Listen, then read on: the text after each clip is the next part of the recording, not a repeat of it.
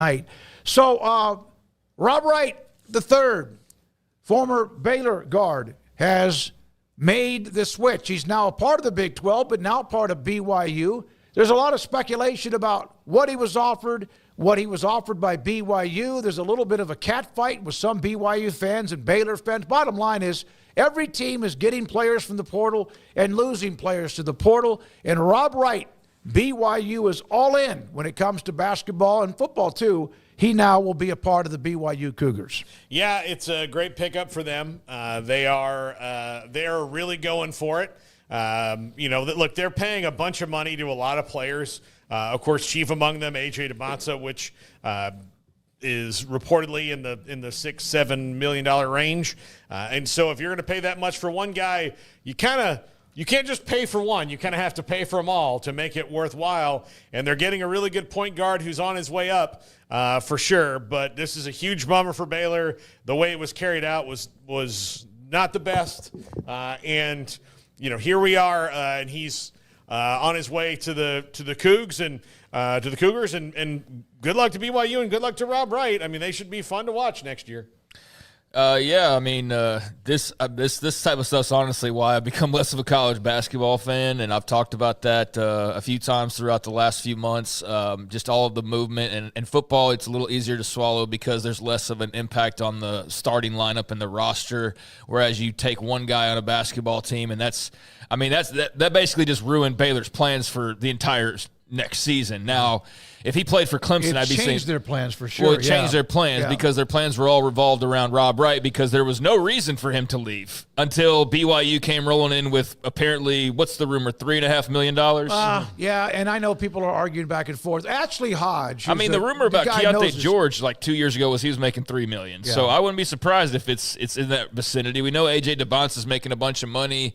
BYU's all in. I mean, they're ponying up a lot of money for just two players. They could have, just stopped at DeBonsa, and that would have been enough of an investment. But they're clearly going for it. And Kevin Young's got to be thrilled about the addition of Rob Wright and the big time, recruit that he's bringing in there, and AJ, who's received a lot of attention already. So.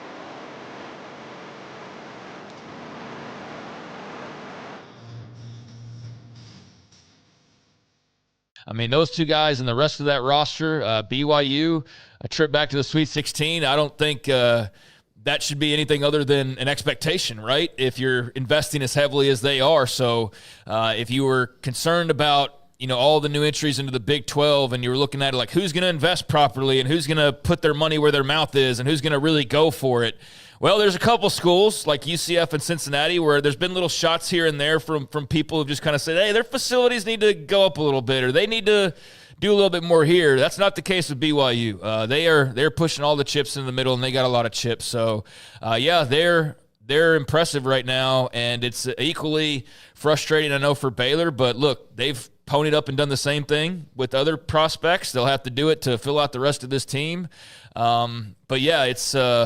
It's a different world, as I saw Ashley Hodge put it in one of his tweets. And good luck to Rob Wright. But I don't love all of the maneuvering around. And if you're a BYU fan, you got to be excited, and I don't blame you. All right, so there's that. Rob Wright, whatever the number is, has been reported to be somewhere around $3 million. I saw some, not blowback, but I saw some people are throwing out not unauthorized, but undocumented numbers.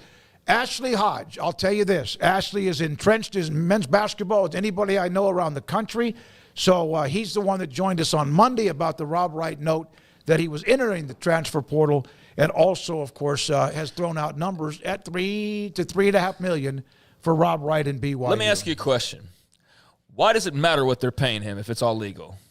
Why are people ashamed of saying that they paid a lot of money for a prospect? They shouldn't be. It's the dumbest thing in the world. And it is one of those things that's left over from the previous era because they think oh, it's dirty. We can't talk about it. We can't talk about it. No, it's You could fine. say right now you paid him $10 million, and guess what? There's nothing wrong with that. No. No. And There's by nothing the way, wrong with that. If he went from what was 1.5 and he's going to get 3 or 3.5 or 2.7, whatever it is, I don't care.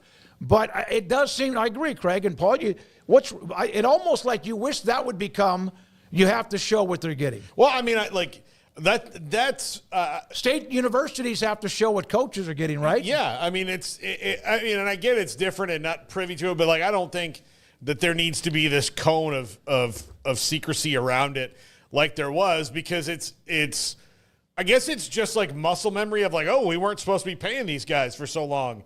You're yeah, but I think we've all, for the most part, agreed that was dumb, especially every single judge that's ruled on this thinks it was dumb and illegal and you shouldn't have done it that way.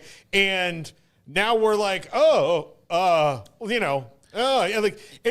it feels to me maybe right after everybody found out the world was round and they still were hey, not everybody knows that. The world's round. Yeah. I just find that weird is it's a badge people of get honor, defensive man. about it, and they're well, it's not $4 million. It's well, what if it is? It doesn't matter if it's $4 million. Good. And then you're going to turn around and post a graph at the end of the year about how much money your athletic department made. And so why are we afraid to talk about money when all of a sudden it's the money that you're offering? I don't understand that.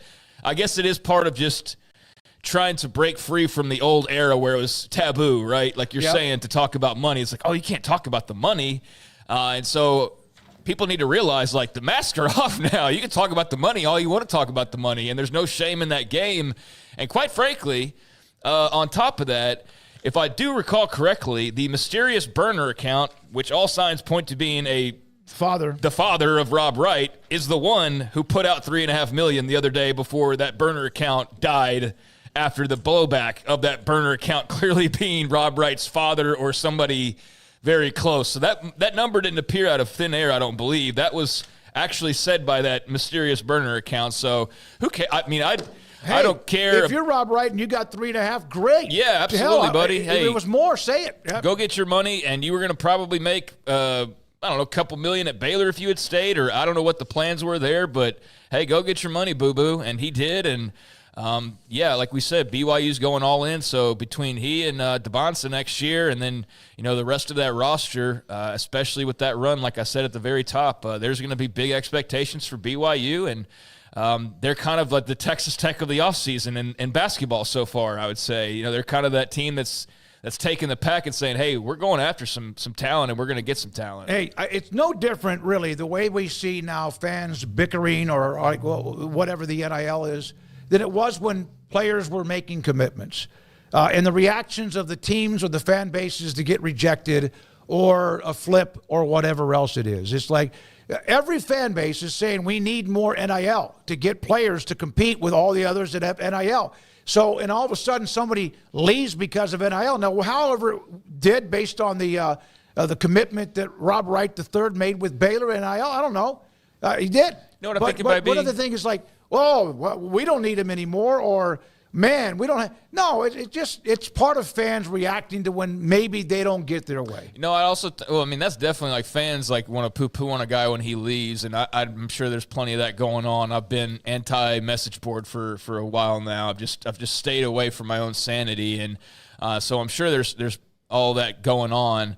I think too, what it might be, and I'm circling back to answer my own question. I think at least part of it is people want to believe that they're only getting this guy because he just loves your school or something. You know what I mean? It's no, he just really loves Northwestern State. It's not about the money. He just really wants to play here. And I'm sure there's part of that. It's a combination of things. So maybe that's part of it as well, is you don't want to just say he's only coming here for money, or money and a coach, or money and whatever you want it to maybe feel like it was traditionally, but it's not. So, I don't know. Rob Wright, good luck to you, man. And BYU is going to be a force on, or they are a force on paper already leading into next year.